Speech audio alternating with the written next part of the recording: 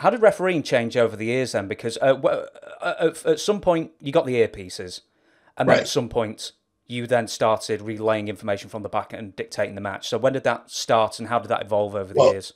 that started many years ago. We didn't have that in 2002. We didn't have that. It kind of it went transition to where that we needed to communicate with them because if somebody got hurt, so they needed to know. Before it was Mark Eaton at the timekeeping table for years, and he'd give the pencil to go home, and he'd give you the cues with the fingers, and each one like this meant 15 minutes. Then you would go 2, 3, that was 13 minutes. If certain ways you would hit the time cues.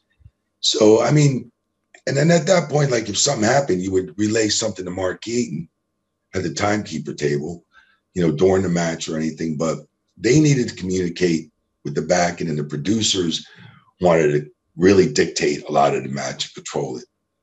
Which, to be honest with you, a lot of the boys, a lot of the old school guys and stuff like that, and guys that have been around for a while, they don't listen to them anyway. So, but I mean, you do got things when they're seeing things from a perspective on TV. They need to translate and relay something to the boys or something like that so they can make adjustments.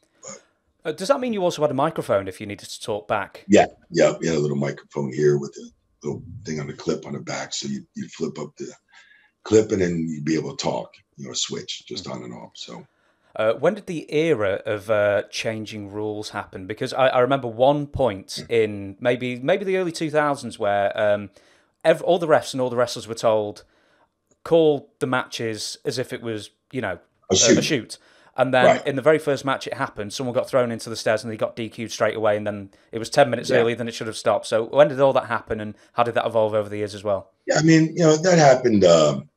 It went on and off 10, 15 years ago, and it became like okay, we were enforcing the rules. We don't want the referees touched.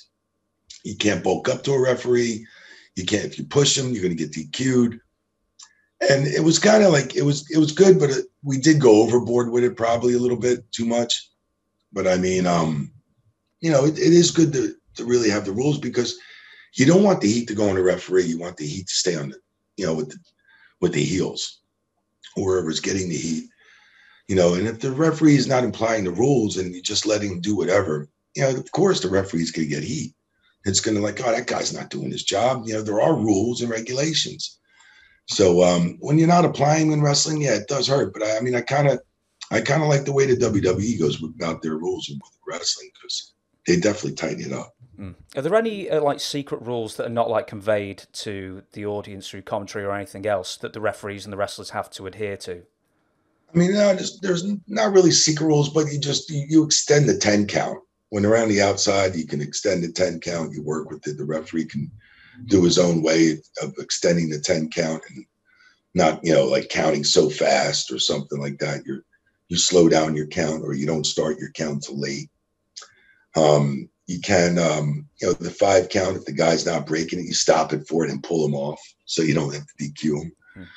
But, the X sign is when somebody's hurt and that's a shoot, that's so, there's a lot of different ways a referee has to work with the talent.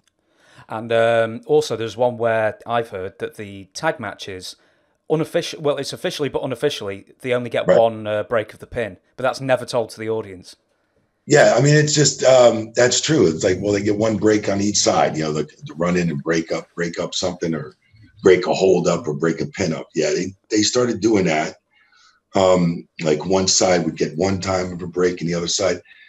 And I just, it's just I guess that they didn't want too many, they just wanted to like tighten things up. But, sometimes I think it would happen a little bit more in certain matches. You give the leniency to other matches. So